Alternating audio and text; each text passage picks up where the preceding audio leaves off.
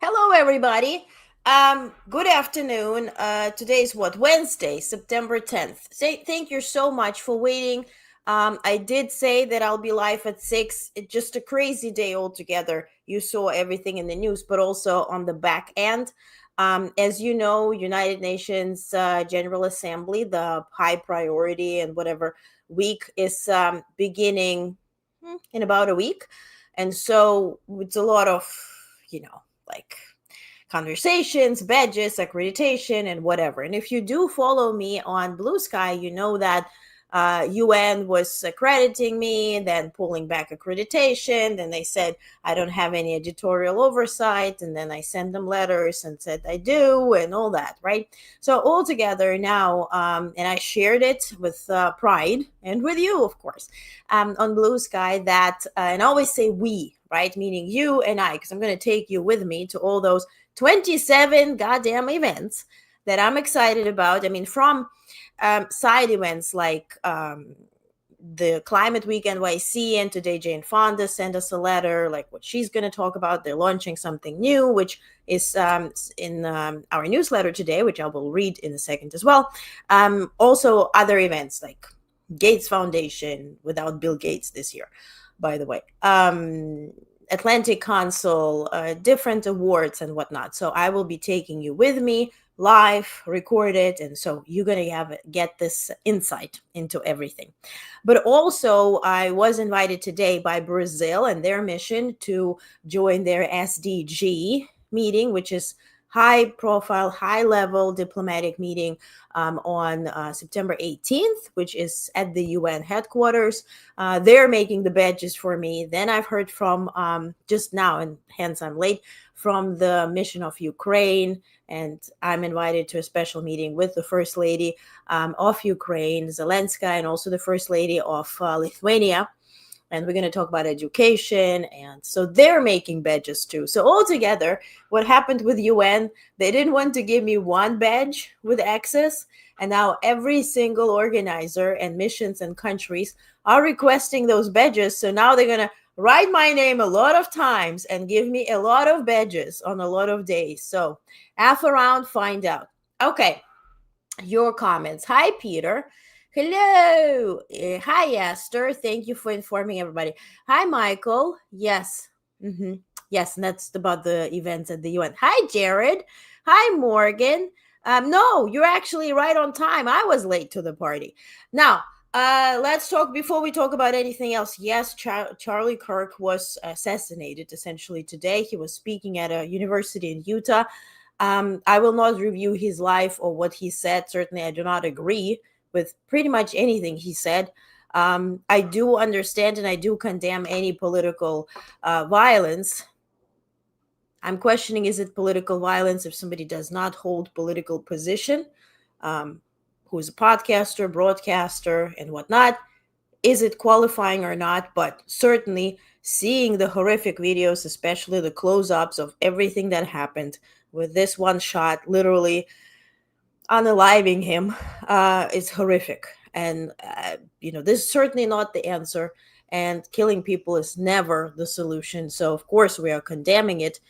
And then you decide how you process it. And I'll decide for me, you'll decide for you. Of course, Speaker Johnson called for prayer on the floor. And then I think it was Democratic voices who started screaming, like, let's talk about gun violence. Let's talk about, somehow regulating guns, which, by the way, Charlie Kirk advocated against. And so, there's so much negativity to it and conspiracy and everything. And what I'm taking, as a message with me is what's going to happen next. Of course, it's sad. Of course, we are, sending our condolences to Charlie Kirk's family and loved ones. Again, this is never the solution. My thing is what's behind it and what's going to happen after. And that's where we have to, on my end, zip it and see. I don't know. I'm not very optimistic, and we see some messaging from Fox News today. Was just now where Jesse Waters said, "We're gonna seek revenge for Charlie Kirk's death. Everybody's accountable, and we're watching the politicians, the media, and all these rats out there. This can never happen again. It ends now." Of course, Trump was the one announcing the death on social media. He also issued a proclamation just now, well, 5:36, about 45 minutes ago. Um, Proclamation by President of the United States, essentially to directing all flags to be flown at half staff at the White House and all public buildings and grounds and federal government buildings. So this should happen until September 14th. But then at the same time, there was a shooting at a school, yet another shooting in a school. And the mainstream media did not focus on that. And there were children, unalive children too. We're not flying anything at half staff. That's my little disconnect here. And again, condolences to everybody all across the spectrum. But can we have rules as to what's right, what's wrong? How do we treat death itself? Kind of reminds me when I was at the UN and they said, one death is a tragedy and more than one are statistics. This was the day when I decided not to work for UN, because you had to either agree with this and roll over and roll forward, or you had to detach. And I decided to detach because that was not my solution. So we cannot treat death that is more than one as statistics. Let's not get into that. As much as we shouldn't be getting political if somebody is assassinated in front of our eyes. As much as also I'm really asking at this point, Twitter or X, remove the videos of this, the attack on the Ukrainian lady who was killed, brutally killed, stabbed 14 times, and also remove the video of this, of the assassination of Charlie Kirk. That this should not be just available when you randomly are scrolling. You never know what can be the tipping point for people. We are living in a very, very anxiety-filled environment worldwide. There's a lot of things happening. You don't know what will be that, extra drop that will push somebody, across the line, whatever that line may be. So remove it. It shouldn't be available. Why did I see it in the past 5 minutes about 100 times? Because everybody keeps sharing it. It's not news. You just clickbaiting based of somebody who passed away, and they have family and children and friends and loved ones. So that's my thought. Just Lindy. Hi, Just Lindy. Good for you for UN access. Yes. Hi, Doc. Hello. Yeah, so now essentially UN will be issuing a lot of badges for me instead of one that they declined to issue. So we'll see. Now, as to tomorrow is 9/11. Of course, the ceremony will be broadcast everywhere, and I was accredited for it by 9/11 Museum. And then they heard that JD Vance is attending the ceremony, and then today they pulled my accreditation, and I shared what they wrote before and what they wrote now after on Blue Sky. So if you're willing and interested, go read it. It's very, very different language, so to speak, which tells me more than I probably wanted to know. Wise words. Thank you, Peter. Okay, let's talk about what happened last night. Again, we're here focusing on national news, but also global news. What happened with Poland? Let this go step by step. Let's review reactions. Let's see where we're at. Let's see how, the world took this in. I'm opinionated about it, and I'll tell you afterwards, but everybody builds their own opinion. Okay, so here's facts. Polish Deputy Speaker Krzysztof Bosak reported that roughly 20 drones violated Polish airspace overnight, some intercepted with Allied assistance. He warned that Poland remains nearly defenseless without stronger support, criticizing stalled funding for anti-drone defenses. Quote, "We have money for everything except protecting our skies." Which is a little bit of deja vu of for any Ukrainian, right? We've been there, done that, and got that goddamn T-shirt 3 years ago. NATO allies stepped in. That's what's very much different from the Ukrainian situation. But the imbalance was stark, and that's what I want to focus my coverage on. First, before we get into the data, let's check Secretary General Rutte, how he described the attack and how he certainly praised the NATO response. Take a look. Last night, numerous drones from Russia violated Polish airspace. Our air defenses were activated and successfully ensured the defense of NATO territory, as they are designed to do. Several allies were involved alongside Poland. This included Polish F-16s, Dutch F-35s, Italian AWACS, NATO multi-role tanker transport and German Patriots. I commend the pilots and all who contributed to this quick and skillful response. The North Atlantic Council met this morning and discussed the situation in light of Poland's request for consultations under Article 4 of the Washington Treaty. Allies expressed solidarity with Poland and denounced Russia's reckless behavior. So far, so good. So NATO allies stepped in, but the imbalance was stark. So Dutch F-35 fighter jets, for instance, shot down Russian drones using AIM-9X missiles, priced at $2.8 million each. To compare, the drones they destroyed, which is Shahed drone, that's the Iranian name, equivalent of Geran, which is something that Russia is producing massively. Those are estimated to cost around $10,000 a piece. So you're shooting $10,000 drones with 2.8 million missiles, which is then presenting a 280 to 1 ratio. $280 to 1. Raising fresh questions about the sustainability of NATO's defense model. Infamously, Trump is demanding NATO allies to spend 5% of GDP on their defense. If you want to maintain this maneuver, and per Secretary General Rutte, this was successful. If you want to continue this success, then you got to spend about 50% GDP, not 5%. The effectiveness gap was also glaring. According to BBC, Ukraine destroyed 93% of 415 drones launched at it the same day. 93%. Yeah?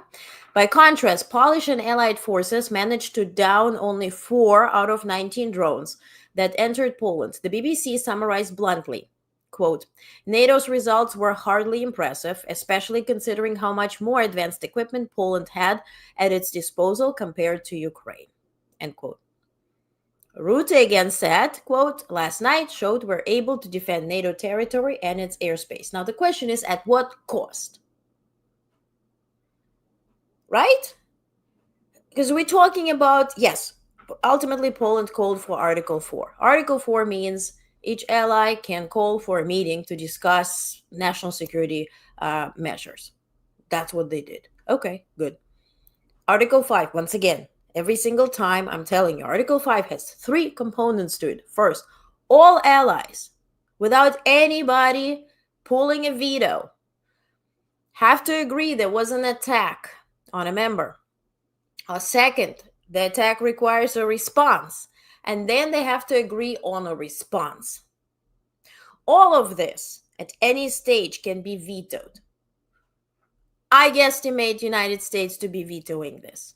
But again, this is my opinion, my guesstimation. We're going step by step, okay? Now, Polish president, the right wing, Karol Nawrocki, emphasized close coordination with defense leaders. Quote, "The security of our homeland is the highest priority and requires close cooperation," end quote. Before we move any further, Let's draw a line. Remember where we started when we talked about the assassination today? What bothers me is that we are moving from what is right and what is wrong, what is black and what is white. I understand that the world has a lot of shades in it, but we cannot, and we should not, and we cannot afford at this point to just make everything so freezy and fuzzy that we never call something wrong or something black or white. And defending your territory and responding to an attack are two different things. To make it clear, let's imagine your territory is your house. Your neighbor, who's known to be violent because he's currently fighting with another neighbor, shooting at them, killing the neighbors, stealing everything and all that, right? So suddenly that neighbor is slam bamming and opening your door and walking around your house. And you're like, okay, well, wife, kids, husband, get the guns, and you got a bunch of guns, and you're walking, and you're like, what's he gonna do? My neighbor is walking all around, and your neighbor has also 20 loaded guns too. You're like, what's gonna do? Well, if he kills my wife, I'm gonna kill him. Okay. Now, why the hell did you let him inside your house? You protecting your house. That's why you put the fence around your garden. That's why you put the locks on your door. You are protecting your territory. And if somebody is stepping on your property, this person has already violated law. They are intruding your space. They're putting your safety and the safety of your loved ones under a threat. They're walking inside your house. Now, if you're a UN peacekeeping operation and per law, you are there just to respond in case they attack you, that's one story. But the UN peacekeeping operations are always on a third party's land. That's why they're not shooting anybody. They're guests helping that mission to secure the borders or whatever. So they will not go and attack anybody, nor they are protecting that territory. They're there to keep peace between two sides. They're the third party. You at your home are not the third party. This is your home. So you not defending your territory and prohibiting them from entering your territory to begin with is failure. You're responding to an attack and waiting until they kill somebody of yours. That's misunderstanding of what protecting your territory means. And this is not my opinion. This is a fact. If you need Google, Grok it, ChatGPT it, whatever floats your boat. It's different assignment. Prime Minister Donald Tusk of Poland framed the incursion, now they call it incursion, as deliberate provocation, but not a direct attack. Poland was not attacked, but a large-scale provocation happened. So, back to your house, you were seated there, your neighbor walked around, didn't kill anybody, but just smashed your kitchen, smashed your bathroom, kicked everything, rumbled around and left. And you're like, well, he wasn't invading anything. He just provoked me. Ha! Thank God I kept seated. Otherwise, I would be violent. Doesn't it sound stupid to you? Because you can't just put, if something sounds too incomprehensible, something is too difficult to understand, we're getting into what's fair, what's legal, what's this, what's that, tie down, put it into a very simple and easy to understand example. Would that be okay with you? If yes, then okay. So other European leaders reinforce the view. Lithuania's former foreign minister Landsbergis warned, one does not accidentally launch multiple drones at Poland. This was a deliberate act of aggression. If NATO's response is only the usual mumblings, such attacks will be normalized.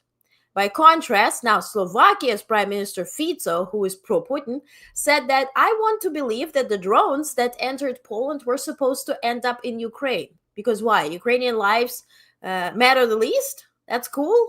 Just gonna wait until it turns right back at you, because Ukrainians got to be slaughtered, not us. Very, very simple-minded to feel and think and really believe that nothing will happen to you. This is Poland. This is what happened there.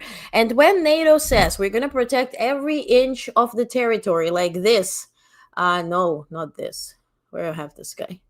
Not this guy either. This guy. U.S. Ambassador to NATO, we stand by our NATO allies in the face of these airspace violations and will defend every inch of NATO territory. There's a lot of inches on this NATO territory. Now, Foreign Minister of Poland, Sikorski, said, I remind and appeal. The threat to Poland comes from the east, not from the west. Brave, tormented Ukraine is our ally in keeping Putin's army away from Polish borders. Let us remain calm, unite, and resist Russian agents. And he's right. Why? Because the right wing, like the president, Karol Nawrocki, are blaming Ukraine for everything. They're fighting Ukrainian grain. They're fighting the historical facts and then the events that they disagree, rightfully so, 80 years ago. But they're now fighting Ukraine. So what you gonna do when they come for you? Because they came for you. Well, today he spoke with Trump.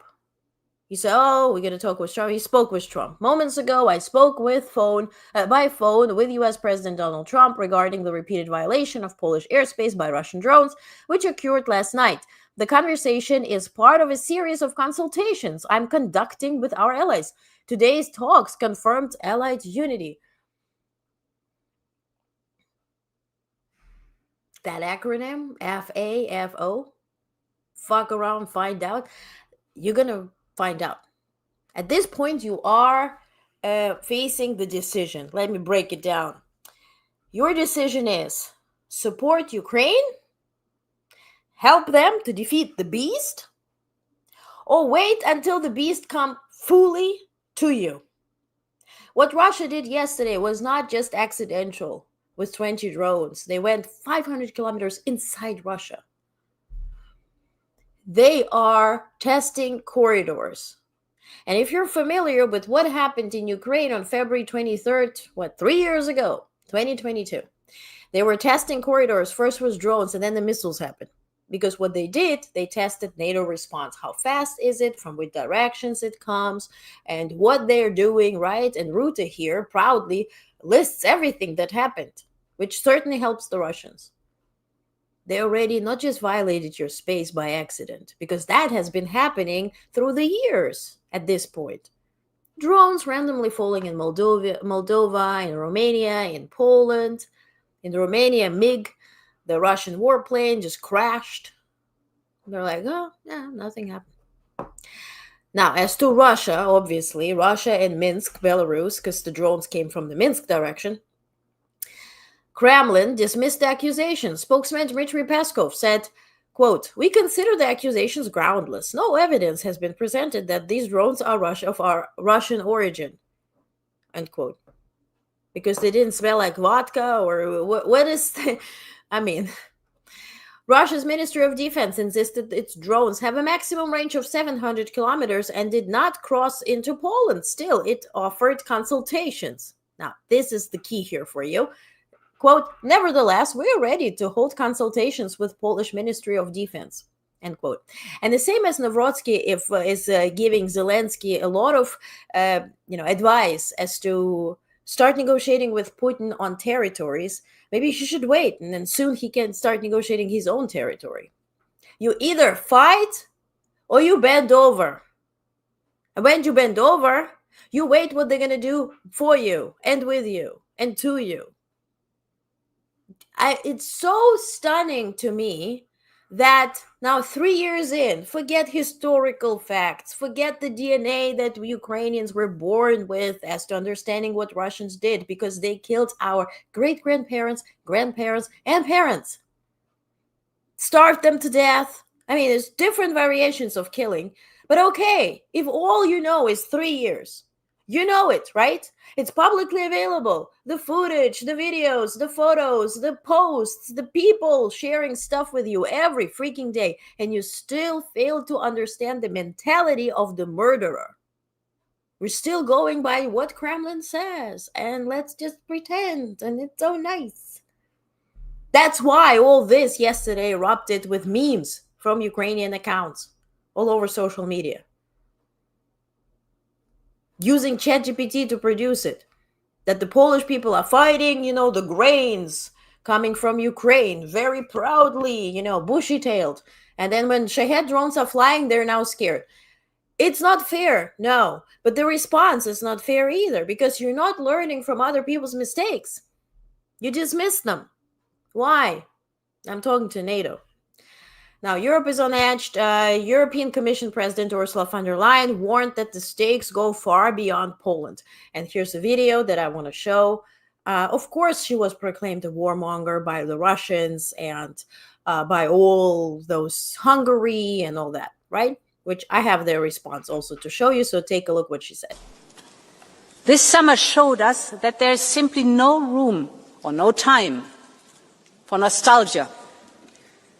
Battle lines for a new world order based on power are being drawn right now.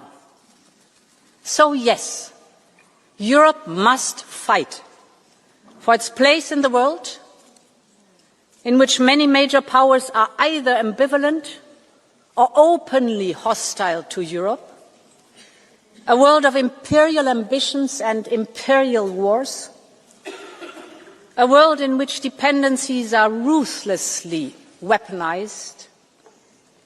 And it is for all these reasons that a new Europe must emerge.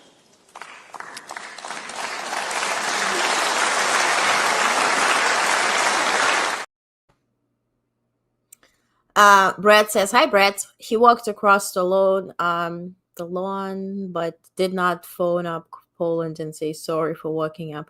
Yeah, right. The counter to NATO used to be called the Warsaw Pact. Right. And I mean, this is the conversation I've been having today because they're, talking to different people who I worked with before and haven't worked before. And my question is this, though, because we have to see people at price value at this point, because this is something that Europeans usually fail at. Like Maya Angelou said, when they show you who they are, believe them. We usually apply this saying to dating, right? When they show you who they are, believe them, friends, dating, whatever. But on the country and like national level and federal level, we have to see who people are at price value, who nations are at this point, right? The same story as Europeans are failing to understand what the hell happened to our makeover of America. That is not the America that we had just 6 to 7 months ago. They're like, oh, but America is the land of opportunity, but America is the biggest democracy, but America this, but America that. America is goddamn different. Same story is when we start talking about countries. France is goddamn different. UK is goddamn different. Germany is goddamn different. Until those drones fly in Berlin, in Copenhagen, in London, in Paris, the response will be goddamn different. And the smaller countries who are so brave and who help Ukraine the most, look at the percentages of GDP. Lithuania, Latvia, all the Baltic states, and Poland. Those who still have the DNA that you guys did something to a family member whom I personally have met. And that family member told me what you guys did to him or her. And I remember, and I'll never forget. And now we have the whole different generations of Ukrainians that will never forget. That will last. So when Navalny today, the widow of Alexei Navalny, she has a nonprofit in New York City, lives in Manhattan with the daughter and son, and she puts out the statement that, oh my God, I've heard that the European Union is working on freezing Russian assets and using them for Ukraine, but this is unfair because not all Russians are bad. Because, we want to go and we want to be tourists all over the world. So unfreeze our assets. We deserve to have our money. This is our money. This is not Putin's money. Honey bunny, sit down. The money of those billionaires and gazillionaires that is frozen is partially because Putin allowed those people to make that money. I don't have to explain to anybody who is just a tiny bit familiar with Russian politics how money is earned there with specifically national resources. Those are not your average people who want to be tourists. Lavrov, horseface, foreign minister of Russia, he has one family, he has another family, living where? New York goddamn city. He doesn't need a visa to come here. He has family here. They study at American universities. They live also in London. They live also in Paris. Putin's daughter lives here. Orban's family, Orban's daughter, moved to New York City just this month. We're not talking about regular people and freezing their assets. What type of assets do regular people in Russia have?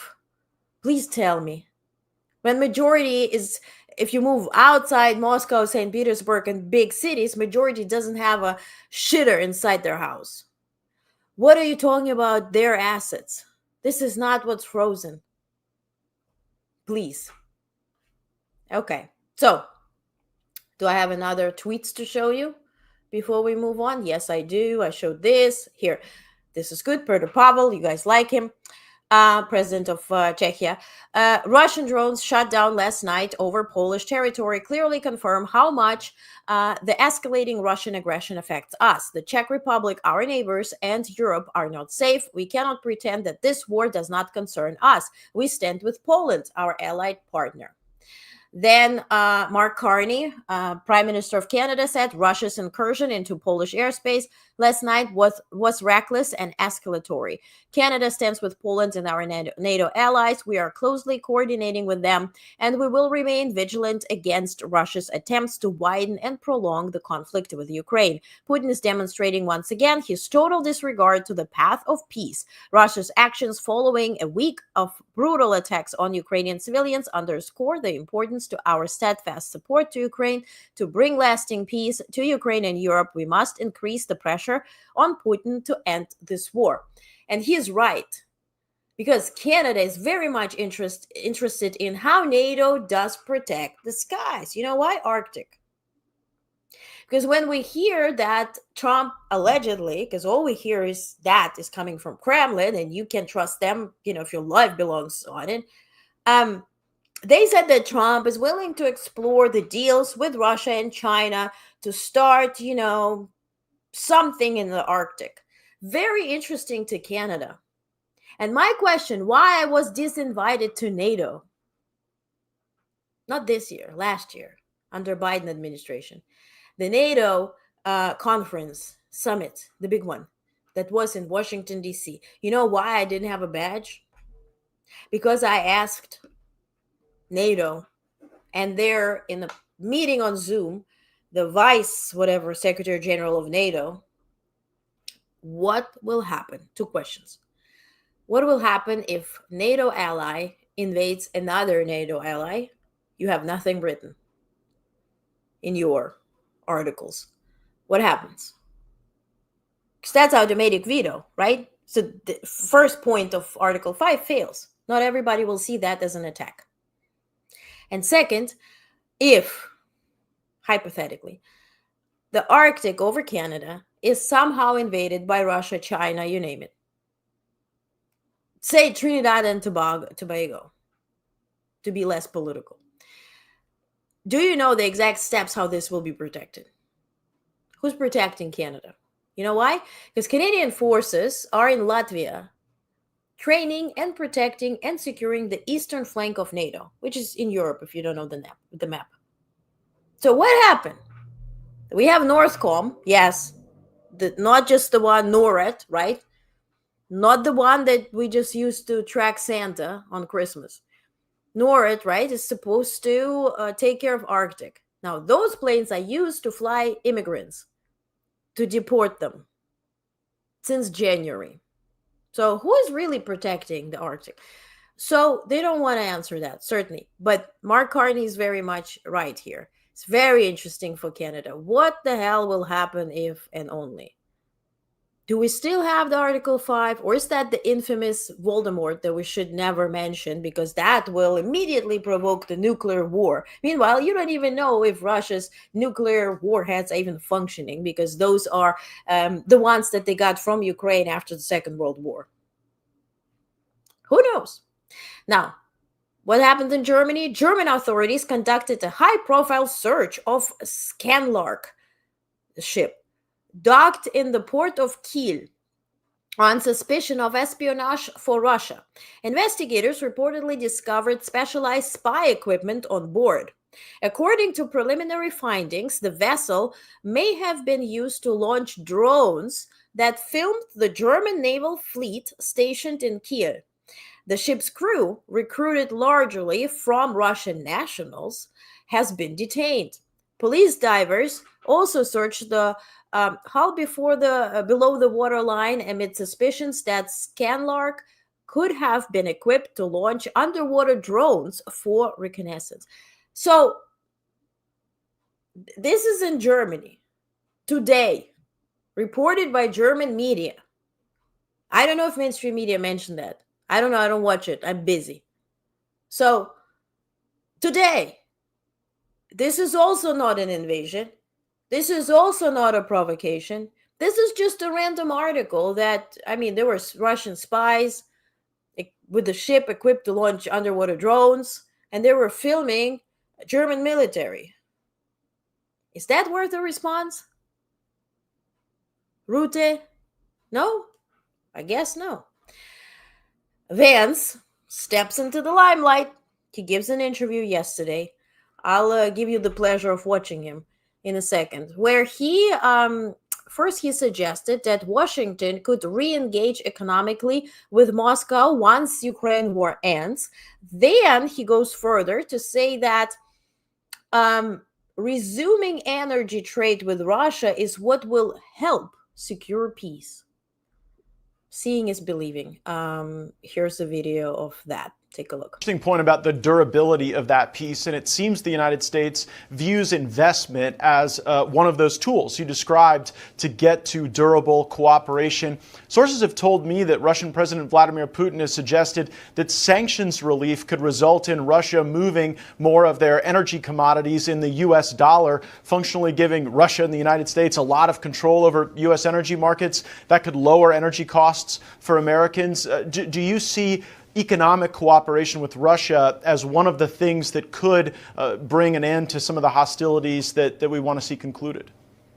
Yeah, Matt, absolutely. And it's one of the carrots that we've thrown out there. And the president's been very open with both the Europeans and the Russians that he doesn't see any reason why we should economically isolate Russia except for the continuation of the conflict. He wants the killing to stop. And then on the other side of peace, he's very open to a whole host of economic arrangements that are beneficial to the United States of America. Let's be honest, whether you like or dislike Russia, whether you agree or disagree with their underlying arguments for the conflict, the simple fact is they've got a lot of oil, they've got a lot of gas, they've got a lot of mineral wealth. And I think the president is absolutely right that once we get this peace settled, we could have a very productive economic relationship with both Russia and Ukraine in the future. And frankly, Matt, if we had a better relationship economically in Eastern Europe, in that region of the world, it might actually be the best guarantee of a long-term peace, because once you've got good economic relationships with people, you don't want to blow that stuff up quite literally by restarting a war. So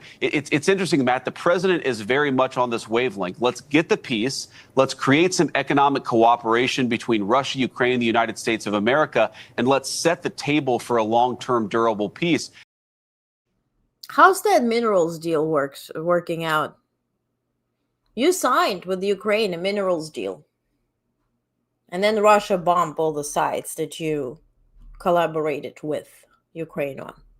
How's that working out?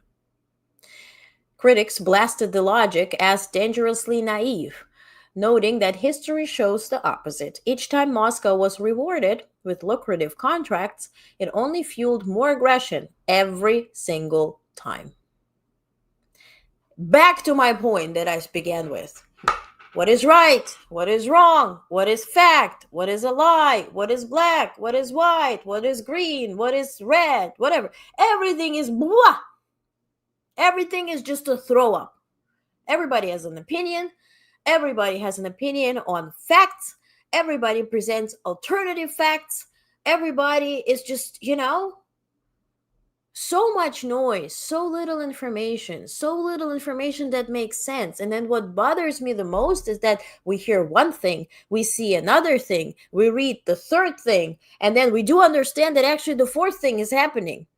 And that's exactly feels like having any type of interaction with somebody with egoistic disorders who wants to manipulate you, and they gaslight you, right? Where you stop forgetting, like, am I right or am I wrong? Because they tell me this, they show me that, I know this, but I know in my heart that this is not right. That's where the disconnect happens, and that's where we become numb. As a result, we're like, oh, let me just not participate in anything. And that's what we should not allow us to happen, for us to happen. Don't become numb, because then you get into acceptance, and you lack your resistance just by understanding what's going on. Don't go back into, I dare say, slavery times when people were prohibited to read, to learn, to know. They were just kept in this carefully put bubble, right? And they were utilized. Don't go back into this, because the media world and all the statements and all is placing you exactly there. Just be numb. Just survive. Like when I toured these, as kids in Europe, you travel, and I grew up in Germany, so we traveled to a lot of concentration camps. Everywhere on top, it was the saying, work will set you free. Horrific, right? You walk through it, and then you learn the history, and you see, and it smells in a particular way. But everywhere it was, work will set you free. That's the saying that, I get reminded on when I hear all this like social media experts, and they're like, the more content you put out, that will propel your success. The work will set you free. Right? Don't focus on what's right, but just work. Just pay your bill. Work will set you free. No. What will set you free is your understanding of what the hell is going on, and you not losing the willingness to fight for what is right for you. That is the right that you deserve. Don't give it up. Fight for it. That's what Ukraine is doing.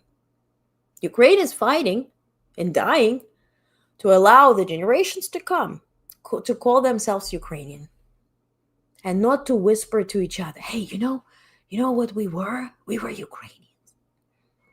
That's what they're dying for. So, what I want to draw your attention to, during all this with Poland, where was Trump? He was dining. And I'll put the facts together. I'll let you connect the dots. Dot number 1, 4:20 p.m. yesterday, Trump officially was scheduled to sign a proclamation where he allows RFK Jr. to navigate the FDA and to tell us what to eat, what not to eat. Story for another day. It's 4:30, it's 4:20, 5:20, 6:20. The press pool is waiting. Nothing is happening. Then suddenly the White House says the proclamation has been signed. Here's a link to it. Sends link to press pool, and I shared it widely on social media. And then the press pool says we're being put in the Vance with destination unknown. Meanwhile, they traveled only half a block from the White House, and they ended at a seafood place. Seafood place with Trump, and as you see here, Secretary of War now, or Defense, actually Secretary of Defense, the war is his nickname, Hacksett, Secretary of State Rubio, and Vice President Vance. And of course, Trump. Now, who are these 4 people? These 4 people are the exact people, minus Mike Johnson, that can make decisions, right? That can take a phone call, that can make decisions, that can essentially speak for the United States of America. That happened exactly when Russia started launching drones into Poland. Yes, he was heckled. Yes, there were protesters, Code Pink, right? They said they called him Hitler. They did this whole thing. My question is, with all this security, as you see here, how did the kids essentially make it inside the restaurant? But okay, good job on them. Let's focus. 4 people who could take a phone call from Novrotsky, from Rute, from anybody participating in this, were away dining. They could not take a phone call. They were away from the White House. They were undisturbed. All 4 of them. I'm all okay with Trump going to a seafood place. Yes, but his wife or whatever, kid, and then by accident, Poland was invaded. He wasn't there. He just had, he was celebrating DC being free from crime. He was just having a nice dinner. But God damn it, canceling all your events, disappearing, appearing at the seafood place with 4 people who could take that call and make any type of NATO-like decision were suddenly at the seafood place. You connect the dots. As to Doha strike, I know Trump did this interaction with press where he said, reporter asked him, did Israel tell you in advance that they're going to bomb the Hamas leaders in Doha, in Qatar? Trump said, no. Reporter said, you were caught by surprise? Trump says, I'm never surprised by anything. Trump's denial stands in sharp contrast with multiple accounts. I showed you the tweets. I showed you the docs yesterday. Israeli officials said that he greenlit the operation. Okay, Israel lies. My favorite tweet today was Netanyahu tweeting, pray for Charlie Kirk, as he literally prepares to roll over 1 million people in Gaza. That was Seinfeld couldn't do it. But I digress. Let's say Israel lies. Trump didn't greenlight it. Okay, whatever. But the White House confirmed that the aide, Steve Witkoff, was dispatched to warn Doha. While Qatar maintains the warning arrived only after the targets had already been hit. So, Trump's claim does not align with facts, to put it this way. Now, let's cruise through quick national news. Let's check your comments. Ignacio watches MSM for us. Okay, good. Michael says everything is about money with this regime. Yep, they're blowing up economic relations everywhere. Indeed. Deals aren't worth the paper they're written on. Indeed, the Russian deal isn't worth, the paper. I like the acronym SecDef being changed to so. Yeah, that's a good one. I've connected the dots. They're incompetent and total failure. I think the way I connect the dots, allow me, please, this is my opinion. Trump knew what will happen, and he knew that nobody will be hurt, that Russia will just be on this incursion, as NATO calls it, but they will not be bombing anybody, I think. But that's my opinion. I'm entitled to it. Everybody's laughing. Okay, good. All right, so quick national news. Federal judge temporarily blocked Trump from removing federal governor Lisa Cook. We talked about Charlie Kirk being essentially assassinated. Chief Justice John Roberts temporarily allowed the White House to block $4 billion in foreign aid that had been appropriated by Congress. DNI Tulsi Gabbard retracted a report on Venezuela, walking back language about the work of a Trump envoy. Trump ventured just 1/10 of a mile, which I told you, beyond the White House gates for dinner at a restaurant where protesters loudly heckled him. In a major reversal of decades-long ban, the U.S. government will now allow wildfire fighters to wear protective masks against toxic smoke following Time's investigation. Good. Talks between Harvard and Trump administration have stalled, but at least a dozen other universities and top law firms have already struck deals with the White House. Oh, thank God. I'm so happy. Okay, well, now, as to Indo-Pacific. Remember that day in September, 2 days ago, where Pentagon or Department of War, Defense, whatever, they declared that now the priority is defending homeland. So, which sort of caused a bit of an alert at the IP4, right? The Indo-Pacific partners. New Zealand, Australia, Japan, all these people. And they're like, well, okay, you're protecting your land. You're not protecting us? What if China goes into Taiwan and this all blows up? So, quote, the Indo-Pacific is the priority theater of United States of America, said Admiral Samuel Paparo, head of U.S. Indo-Pacific Command, during remarks on September 9th, yesterday. The statement is familiar refrain on the island that hosts the bulk of America's regional forces, Indo-PACOM, U.S. Army Pacific, Pacific Fleet, Pacific Air Forces, U.S. Space Forces, Indo-Pacific, and so on, and including also Marines. Despite reports that defending the homeland is now the Pentagon's top focus, Paparo insisted he is not concerned about any shift in attention away from Indo-Pacific. And this is very interesting. So who is wrong here? Who's bluffing? SecDef or Paparo? Because can we have one message, or is this just asking on our allies' behalf? Now, quick global news. Mexico will raise tariffs on imports from countries without a free trade agreement, Finance Minister Rogelio Ramirez de la O confirmed. While the exact rate was not specified, a deputy minister estimated the move will generate $3.76 billion in new revenue next year. Officials say the measure is designated to boost domestic industry. So, since Trump pretended that tariffs are not income tax on your importers and your ultimately end consumers, now Mexico will use the same pretense to charge their own citizens? Charming. Emirati AI model. The UAE-based lab unveiled K2 Think, an open-source AI model. It claims rivals systems from OpenAI and China's DeepSeek, though smaller in scale. Now, the model runs on Cerebrus chips from the United States, part of Abu Dhabi's multi-billion-dollar push into artificial intelligence. So when UAE said that they will be investing in United States, remember the hair dances and the 18-wheeler McDonald's when Trump visited Saudi Arabia? They're investing in something that they're using to produce their own AI.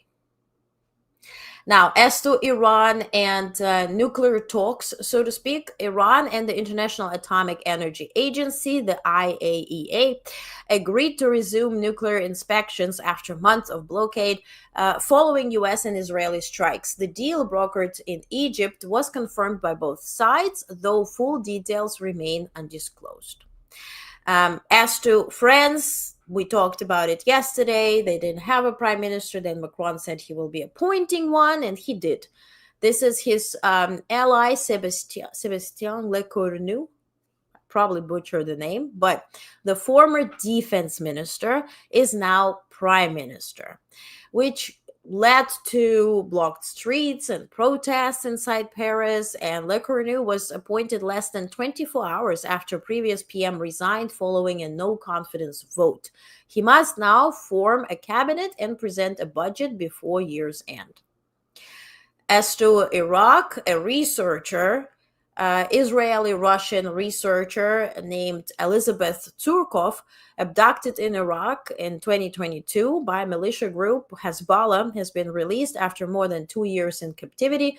Trump announced her return yesterday. Now her sisters thanked the U.S. for its efforts, noting Elizabeth has been in Iraq conducting field work for Princeton doctoral dissertation. I guesstimate safely so that she will arrive in the U.S. and be at the Oval Office very soon, posing with Trump. No, but very good that she's been freed. Now, President Trump and Indian Prime Minister Narendra Modi. Modi is displaying unforgettable skills of balancing on two chairs between the BRICS and China and that whole constellation and United States. Well, they both expressed optimism about upcoming trade talks. This is a tweet that Modi shared. Well, first Trump tweeted, then Modi shared the tweet, and this is a wrong one. Where do I have it? I do have it here. So Modi says India and the US are close friends and natural partners. I am confident that our trade negotiations will pave the way for unlocking the limitless potential of India-US partnership. Our teams are working to conclude these discussions at the earliest. I'm also looking forward to speaking with President Trump. We will work together to secure a brighter, more prosperous future for both our people. Meanwhile, Trump tweeted, I'm pleased to announce that India and the United States of America are continuing negotiations to address the trade barriers between our two nations. I look forward to speaking with my very good friend, Prime Minister Modi, in the upcoming weeks. I feel certain that there will be no difficulty in coming to a successful conclusion for both of our great countries. Now, Modi, what I'm saying is balancing. During the military parade in Shanghai, in Beijing, he wasn't there, but before that he attended the Shanghai conference, and it's called Shanghai conference, but it was held elsewhere in China. And he at that moment said that we're ceasing any diplomatic talks with the US, we're just China, we're just with you. He closed deals with Xi. That stuff ended. Now he's back to calling Trump and tweeting with him back and forth. Amazing. I mean, he must be very, very flexible. Now, as to climate week, New York City, well, Trump is pulling money out of anything climate change related. What private companies are doing, those with balls, they are investing in something different, which will be part of Climate Week NYC, and they're launching this operation. So again, I will be covering the Climate Week from September 23rd on every day. I'll be putting videos. I'll present to you my schedule once I know my schedule. And so there will be a lot of content that you can watch. So if you're not watching on YouTube, please go to YouTube. Please search for Onest Network, ONEST Network. That's where all this longer form content will go, because Blue Sky allows only for 3 minutes, 2:59 seconds videos. And on X, I don't want to put all my stuff on X, okay? For obvious reasons. So please follow on YouTube. And if you watch it elsewhere or on YouTube, please like this, okay? Because then the algorithm can recommend it to more good folks like you. So, altogether, one of the marquee events will be the launch of the American Abundance and Innovation Program at the Hub Live. Organizers describe it as a day-long showcase of U.S. leadership in decarbonization, adaptation, and investment. To quote Executive Director Angela Barranco of Climate Group North America, she says, quote, we launched the American Abundance and Innovation Program at Climate Week NYC to create a collaborative space with U.S. leaders where they can work together to accelerate the next generation of policy, investment, and implementation, end quote. The speakers will be Jane Fonda, California AG Rob Bonta, former EP Administrator Gina McCarthy, former Energy Secretary Ernie Moniz, Tom Steyer, Jigar Shah, and others. So again, I will be reporting on that. They will be pledging investment into climate change aside from what the White House does. Now, program highlights will be abundance in action, defining and amplifying abundance ethos, then talking about financing and scaling clean energy technologies, new frameworks for climate capacity, permitting reform, resilient finance, and also infrastructure deployment, resilient strategies, and local leadership models. Again, all the coverage will be there. And now let's talk about something that is the most important thing that you probably should know about. Kidding. The new Apple iPhone is out. So if you didn't know, now you know. They probably will freeze your operating system. Everything will collapse. Everything will freeze as Apple tries to push you to buy the new iPhone. And if you want to buy it, the price is $999. This is $200. Well, this is a new iPhone, which is like Air. It's called Air. Remember, there's a MacBook Air, which is slimmer. So now they have iPhone 17 and iPhone 17 Air, which is slimmer. And so this Air costs $200 more than the regular iPhone and $100 less than 17 Pro. So essentially, if you really want to change your iPhone, you're going to pay more. Plus, you're going to import it too. Experts are skeptical. Apple users typically prioritize battery and camera performance, and this Apple Air, heavily advertised, will have less battery for obvious reasons. But some note it could follow the path of original MacBook Air, which was initially overwhelming before and underwhelming before becoming a bestseller. Now, what's missing is artificial intelligence. Aside from AirPods with real-time translation, Apple barely mentioned AI. The long-awaited AI-powered Siri upgrade has been delayed until next year after being heavily promoted during last year's iPhone 16 rollout. And I Googled why. And you know why? Because Apple is now regrouping Siri to go alongside the priorities of the new administration. Siri is going to be MAGA. That's the delay.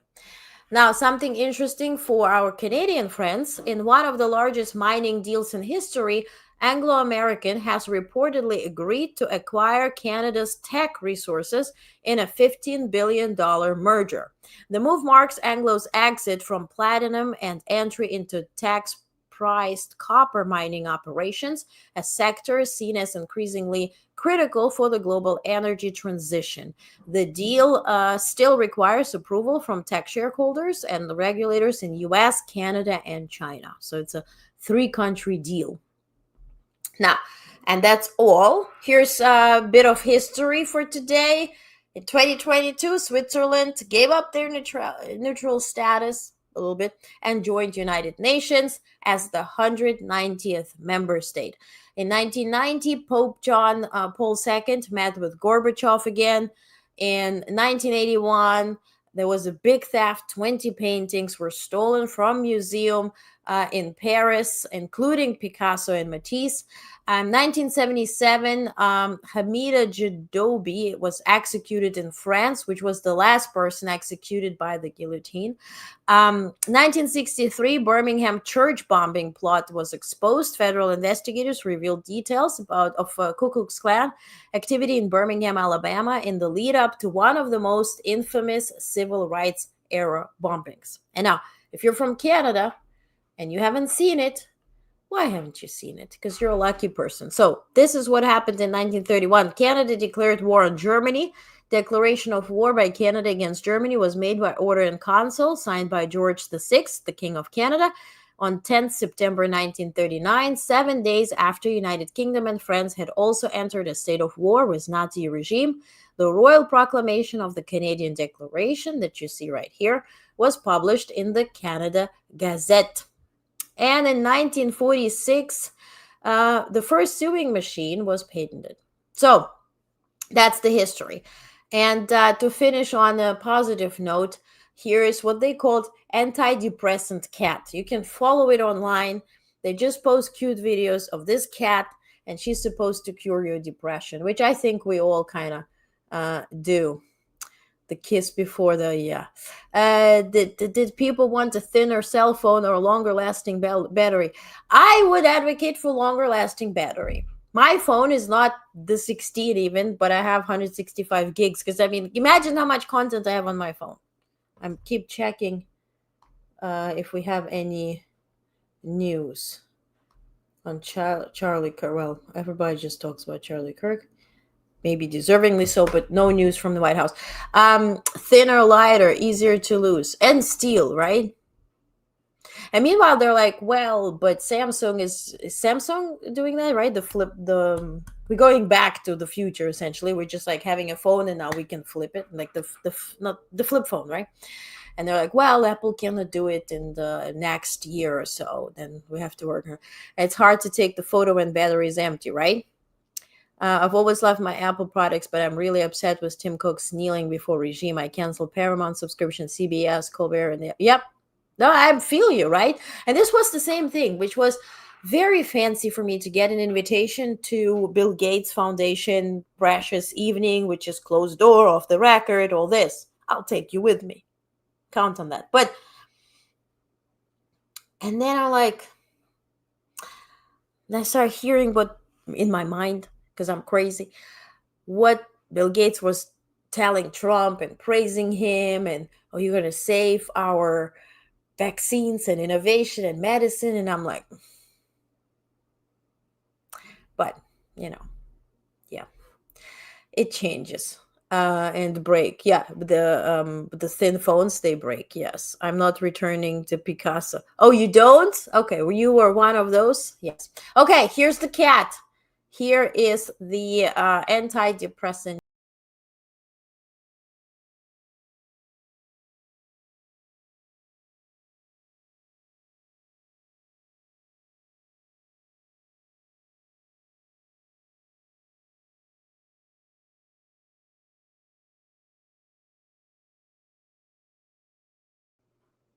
So if you want to follow that cat, go follow the cat.